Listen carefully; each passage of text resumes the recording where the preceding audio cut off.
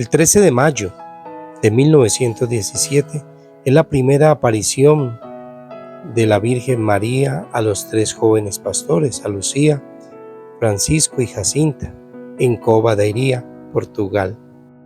Miremos algunos detalles que de pronto algunos desconozcan de las apariciones de la Virgen María. Primer dato, no fue una sola aparición, fue una secuencia de 6 apariciones. La primera, ya decíamos, un 17 de mayo, la última un 17 de octubre de 1917. Lucía y sus primos, Francisca y Jacinta Marto, vivían en un pueblo en Fátima y trabajaban como pastores de rebaños de sus familias. Ya decíamos que el 13 de mayo de 1917 estos 3 niños vieron a la Virgen María. Ella misma les indicó, entre otras de tantas cosas, que regresaría todos los 13 a la misma hora en los próximos meses. María Santísima, la Madre de Dios, también les reveló a los niños en la segunda aparición, o sea, en junio 13, que Francisco y Jacinta morirían pronto y que Lucía sobreviviría para dar testimonio de las apariciones.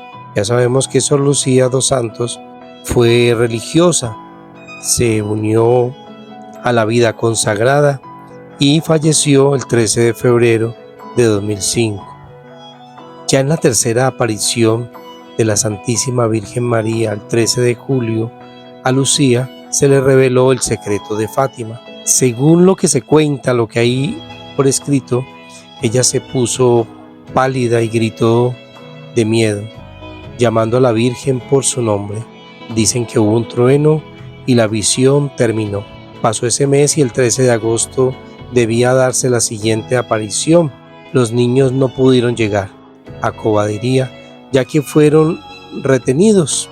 Así el encuentro de la Virgen no ocurrió ese día 13, sino el 19 de agosto, en un lugar llamado Balinos. Los pastorcitos volvieron a ver la Virgen ya el 13 de septiembre en Cova da Iria. En esta última aparición se les anuncia la del 13 de octubre de 1917, que sucedió ante miles de peregrinos que llegaron a Fátima, y fue cuando se presentó lo que hoy en día conocemos como el milagro del sol. ¿Y qué es aquel milagro del sol o la danza del sol? Dios, que es el rey y el dueño de los astros de la creación, permitió que el sol temblara, hiciera una especie de danza para manifestarse. Se cumplió, como otro dato curioso, la muerte muy pronta de Jacinta y Francisco, y se cumplió que Lucía se hiciera religiosa. Recordemos que fue una pandemia de gripe española la que arrasó en Europa por allá desde 1918 y fueron millones de personas las que murieron. Ese año en que Francisca y Jacinta contrajeron la enfermedad, fallecieron ya en el 2019 y 2020 respectivamente. Por el año 1929, un 13 de junio, ya en la capilla del convento en Tuy, España, Lucía tuvo otra experiencia mística en la que vio a la Santísima Trinidad y a la Virgen María. La Madre de Dios le señaló: ha llegado el momento en que Dios le pide al Santo Padre, en unión con todos los obispos del mundo, hacer la consagración de Rusia a mi Inmaculado Corazón, prometiendo salvarla por este medio.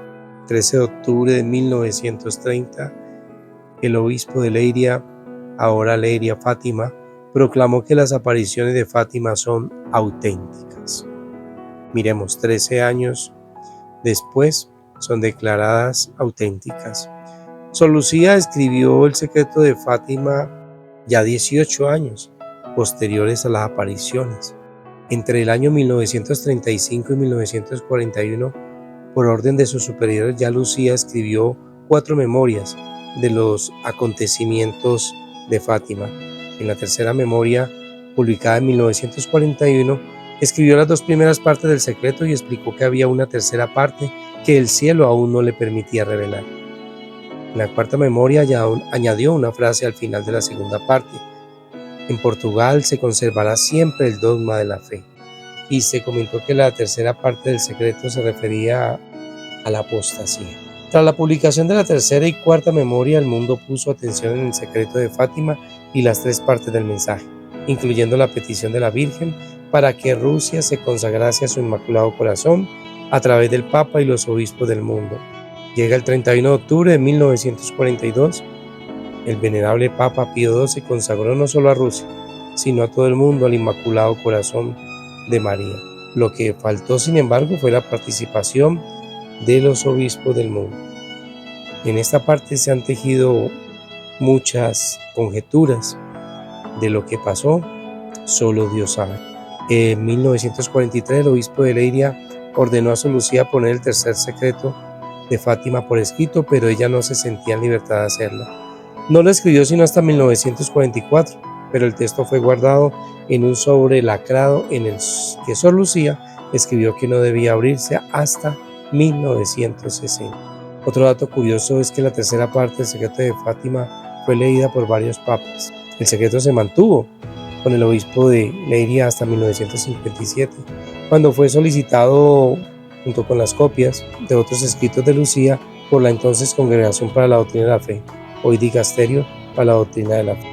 Según el cardenal Tarcisio Bertone, el secreto fue leído por San Juan XXIII y San Pablo VI. Juan Pablo II, por su parte, pidió el sobre que contiene la tercera parte del secreto, tras el intento de asesinato que sufrió el 13 de mayo de 1981. Después de leer el secreto, San Juan Pablo II se dio cuenta de la conexión entre el intento de asesinato y Fátima. Fue la mano de una madre que guió la trayectoria de la bala, detalló el purpurado.